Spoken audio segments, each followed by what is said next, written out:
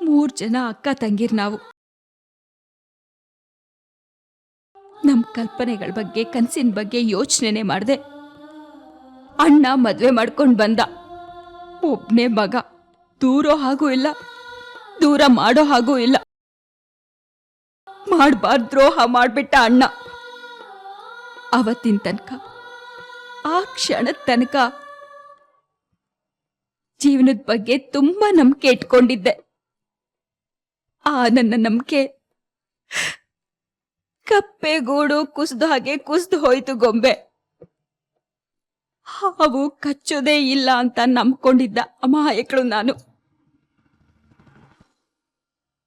ಅಮ್ಮ, ಮಾತಾಡ್ಲೇಬೇಕು ಗೊಂಬೆ, ಮಾತಾಡ್ಲೇಬೇಕು. ಯಾವತ್ತಾದ್ರೂ ಒಂದಿನ ತಾಯಿ ಮಗಳ ಹತ್ರ ಮಾತಾಡ್ಲೇಬೇಕು. ನನಗೆ ನನ್ನ ಅಣ್ಣ ಮಾಡಿದ ದ್ರೋಹನ ಮರೆಯಕ್ಕಾಗ್ಲೇ ಇಲ್ಲ. ಅದರಿಂದ ನನ್ನ ತವ್ರ ಮನೆನ್ ಬಿಟ್ಟು ಬಂದೆ. ಯಾರನ್ನೂ ತಿರುಗಿ ನೋಡ್ಲಿಲ್ಲ. ನನಗೆ ನನ್ನ ಪ್ರಪಂಚದಲ್ಲಿ ನನ್ನವರು ಅಂತ ಯಾರೂ ಇರಲಿಲ್ಲ. ನೀನು ಹುಟ್ಟದೆ, ನೀನು ನನ್ನ ಸರ್ವಸ್ವ ಆಗೋದೆ. ರೆಪ್ಪೆ ಬಡಿದೇ ಇರೋ ಹಾಗೆ ನಾನಿನ್ನ ನೋಡ್ಕೊಂಡೆ. ನೀನು ಹಾಗೆ ಇದ್ದೆ. ಅಮ್ಮ ನನ್ನ ಪೆನ್ಸಿಲ್ ಎಲ್ಲಿ, ಅಮ್ಮ ನನ್ನ ರಬ್ಬರ್ ಎಲ್ಲಿ, ನನ್ನ ತ್ರಿಕೋನ ಎಲ್ಲಿಮ್ಮ, ನನ್ನ ಬ್ರಷ್ ಎಲ್ಲಿಮ್ಮ, ನನ್ನ ಟೈ ಎಲ್ಲಿಮ್ಮ, ಪ್ರತಿಯೊಂದಕ್ಕೂ ಅಮ್ಮ ಅಮ್ಮ ಅಂತ ನನ್ನೇ ಕರೀತಾ ಇದ್ದೆ. ನೀನು ಏನು ಕೇಳಿದ್ರು ಕೊಡೋದಿಕ್ಕೆ ನಾನು ನಿನ್ನ ಹಿಂದೆನೇ ನಿಂತಿರ್ತಿದ್ದೆ.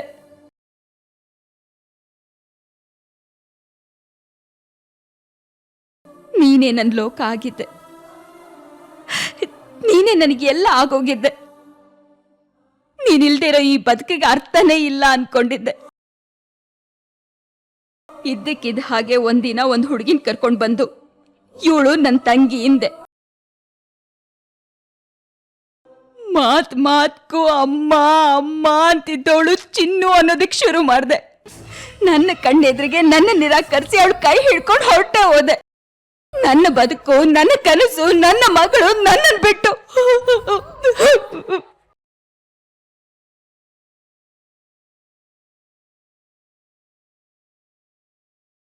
ನನ್ನ ಕನಸುಗಳು ನನಗೆ ದಕ್ಕಲಿಲ್ಲ. ಯಾರಿಗೂ ಬಿಟ್ಕೊಡ್ಬಾರ್ದ ಕನಸು ಅಂತ ನಿನ್ನನ್ನು ಕಟ್ಕೊಂಡೆ. ಆದ್ರೆ ನೀನು, ನಿನಗೇನೋ ನಿನ್ ಚಿನ್ನು ಸಿಕ್ಕದ್ಲು. ಆದ್ರೆ ಆ ಚಿನ್ನು ನನ್ನ ಗೊಂಬೆನ ನನ್ನಿಂದ ಕಿತ್ಕೊಂಡ್ಬಿಟ್ಲು. ನಿನಗೇನೆ ಗೊತ್ತಾಗ್ಬೇಕು ನನ್ನ ಕಷ್ಟ. ನಾವು ನೋಡ್ದ ಹಾಗೆ ಪ್ರಪಂಚ ಇರಲ್ಲ ಗೊಂಬೆ. ಅದು ನನ್ನ ಅನುಭವ. ನಾನು ಅನುಭವಿಸಿದನ್ನ ನನ್ನ ಮಗಳು ಅನುಭವಿಸ್ಬಾರ್ದು ಅನ್ನೋದೇ ನನ್ನ ಯೋಚನೆ. ಒಡ ಹುಟ್ಟಿದ ಅಣ್ಣನೇ ನಮಗ್ ದ್ರೋಹ ಮಾಡಿದ್ಮೇಲೆ ನಾನು ಯಾರನ್ನ ನಂಬಲಿ? ಜೀವನ ನನಗೆ ಕಲಿಸಿದ ಪಾಠನ ನನ್ನ ಮಗಳಿಗೆ ಕಲಿಸೋದು ಬರೀ ನನ್ನ ಕರ್ತವ್ಯ ಮಾತ್ರ ಅಲ್ಲ, ಅದು ನನ್ನ ಧರ್ಮ.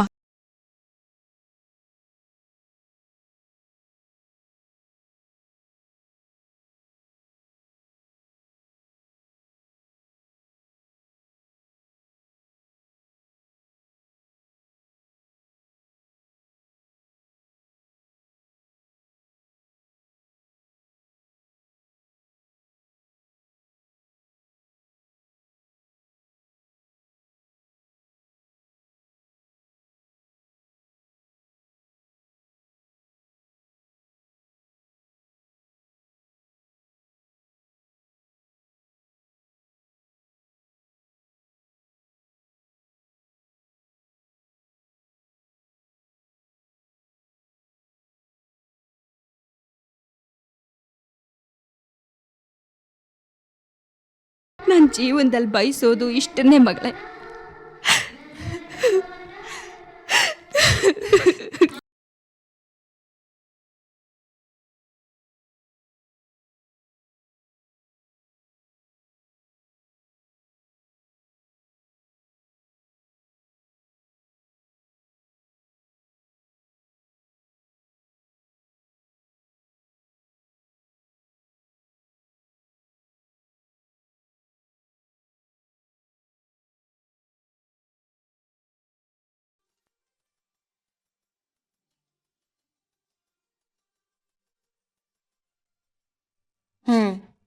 ಬಾವ ಎಲ್ಲಾನು ಎಲ್ಲಂದ್ರಲ್ಲಿ ಬಿಸಾಡ್ಬಿಡ್ತಾರೆ.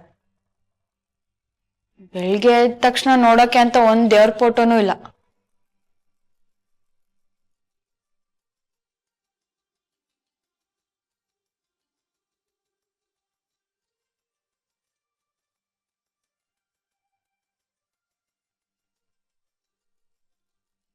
ಅಯ್ಯೋ ದೇವ್ರೆ, ಯಾರಾದ್ರೂ ಒಂದೇ ದಿವಸದಲ್ಲಿ 5 ಕಿತ್ತ ಬಟ್ಟೆ ಬದಲಾಯಿಸ್ತಾರ?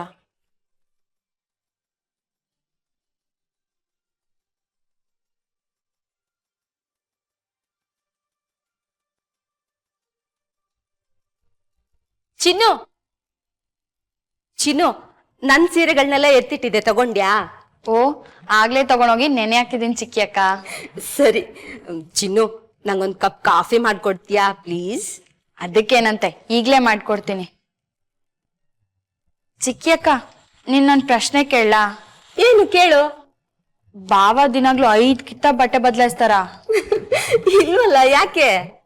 ಮತ್ 5 ಜೊತೆ ಬಟ್ಟೆ ಅದೇ. ಓ ಅದಾ, ಗೊತ್ತಾಯ್ತು ಬಿಡು. ಭಾವನ್ ಜೊತೆ ಅವ್ರ ಫ್ರೆಂಡು ಇದಾರಲ್ವಾ, ಅವ್ರ ಬಟ್ಟೆನೂ ಸೇರಿ ಇಷ್ಟೊಂದ್ ಆಗಿರುತ್ತೆ. ಏನು, ಬಾವನ್ ರೂಮ್ನಾಗೆ ಬೇರೆ ಯಾರೋ ಇದ್ದಾರ? ಅದ್ ಹೆಂಗ್ ಚಿಕ್ಕಿ ಅಕ್ಕ? ಒಂದೇ ಸೂರ್ನಾಗ ಇದ್ಕೊಂಡು ನಾನು ಅವ್ರನ್ನ ನೋಡೇ ಇಲ್ಲ. ಅಯ್ಯೋ, ಭಾವನು ಅವ್ರ ಫ್ರೆಂಡ್ ಸೇರ್ಕೊಂಡು ಹೊಸ ಬಿಸ್ನೆಸ್ ಸ್ಟಾರ್ಟ್ ಮಾಡ್ತಿದ್ದಾರೆ. ಅದಕ್ ತುಂಬಾ ಕೆಲ್ಸ ಇರುತ್ತಲ್ವಾ, ಯಾವಾಗ ಹೊರಗಡೆ ಹೋಗ್ತಾರೆ ಯಾವಾಗ ಬರ್ತಾರೆ ಒಂದು ಗೊತ್ತಾಗಲ್ಲ. ನಾನೇ ಅವ್ರನ್ನ ಸರಿಯಾಗಿ ನೋಡು ಇಲ್ಲ ಮಾತು ಆಡ್ಸಿಲ್ಲ, ಗೊತ್ತಾ? ಸರಿ, ನೀನ್ ಬಟ್ಟೆಗಳನ್ನೆಲ್ಲ ಇಟ್ಬಿಟ್ಟು ನಂಗೊಂದ್ ಕಪ್ ಕಾಫಿ ಮಾಡ್ಕೊಡು ಪ್ಲೀಸ್. ನಾ ರೂಮಲ್ಲಿ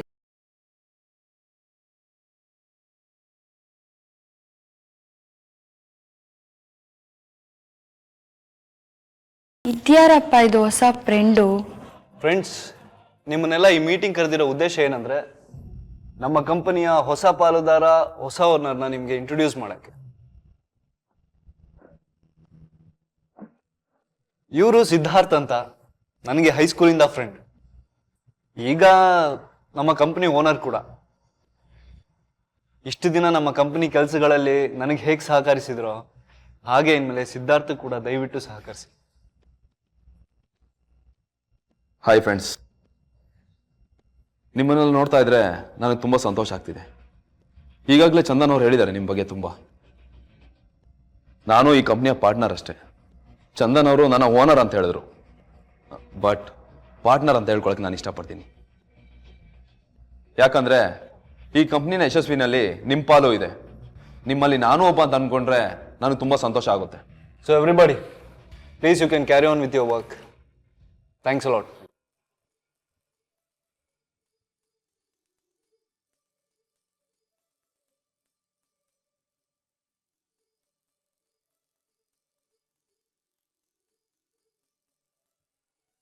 ಸಿದ್ಧಾರ್ಥ್, ಕಂಗ್ರಾಟ್ಸ್.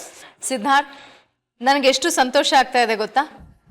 ನಿಮ್ಮಂಥವ್ರು ನಮ್ಮ ಕಂಪ್ನಿ ಪಾರ್ಟ್ನರ್ ಆದ್ರು ಅನ್ನೋ ಕಾರಣಕ್ಕಷ್ಟೇ ಅಲ್ಲ, ನಮ್ಮ ಚಂದು ಫ್ರೆಂಡು ನಮ್ಮ ಕಂಪ್ನಿ ಪಾರ್ಟ್ನರ್ ಆದ್ರಲ್ಲ ಅನ್ನೋ ಕಾರಣಕ್ಕೆ. ನೀವು ತುಂಬ ಹೊಗಳ್ತಾ ಇದ್ದೀರಾ, ನನಗೆ ಮುಜುಗರ ಆಗುತ್ತೆ. ಚಂದನ್ ಈಗಾಗಲೇ ಹೇಳಿದ್ದಾನೆ ನಿಮ್ಮ ಬುದ್ಧಿವಂತಿಕೆ ಬಗ್ಗೆ, ಕಂಪ್ನಿಯ ಬ್ಯಾಕ್ ಬೋನ್ ಅಂತ ಬೇರೆ ಹೇಳಿದ್ದಾನೆ. ನೀವು ನನ್ನ ಜೊತೆ ಇರಬೇಕು, ನಿಮ್ಮ ಅಡ್ವೈಸ್ ನನಗೆ ತುಂಬ ಮುಖ್ಯ. With pleasure. All right then. Siddharth ಬಾ, ಅಕೌಂಟ್ ಸೆಕ್ಷನ್ ಇಂಟ್ರೊಡ್ಯೂಸ್ ಮಾಡ್ತೇನೆ.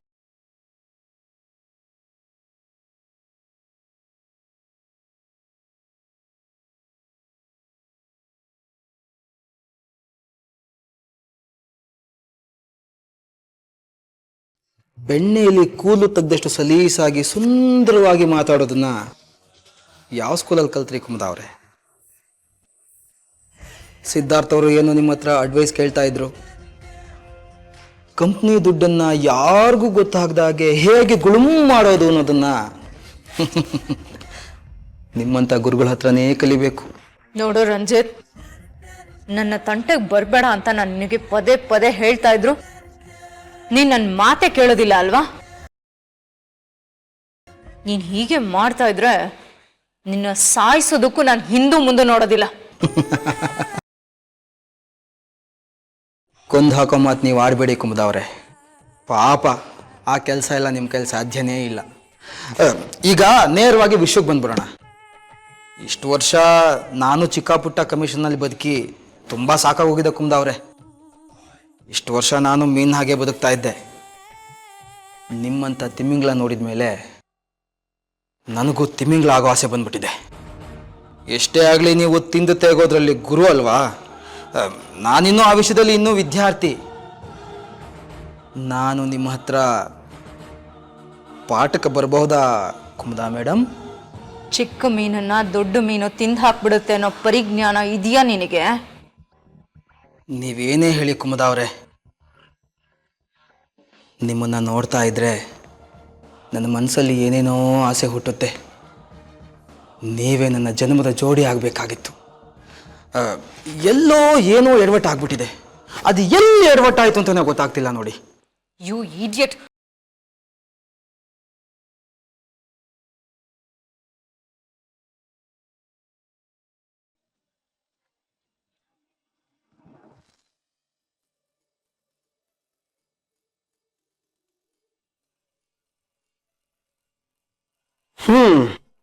ನಾನು ನಿನ್ನನ್ನು ಮನೆಯೆಲ್ಲ ಹುಡುಕ್ತಾ ಇದ್ದೀನಿ, ನೀನು ಇಲ್ಲಿ ಬಟ್ಟೆ ಒಗಿತಾ ಇದೀಯಾ.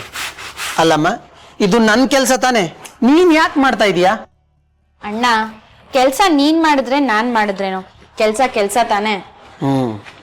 ಸರಿ, ವಾಷಿಂಗ್ ಮಿಷಿನ್ಗಾದ್ರೂ ಹಾಕೋದಲ್ವಾ? ವಾಷಿಂಗ್ ಮಿಷಿನ್ಗೆ ಹಾಕಿದ್ರೆ ಬಟ್ಟೆ ಆಗಿ ಕೊಳೆ ಹೋಗಲ್ಲ. ಅದ್ರಾಗೂ ಕಟ್ಟಿನ ಪತ್ತಿ ಸುತ್ತ ಇರೋ ಕಡೆ ಹೋಗೋದೇ ಇಲ್ಲ. ಹಂಗೆ ಬಟ್ಟೆನೂ ಹಾಳಾಗೋಯ್ತದೆ. ಸರಿನಪ್ಪ, ನಿನ್ಗಿಷ್ಟ ಬಂದ ಹಾಗೆ ಮಾಡು.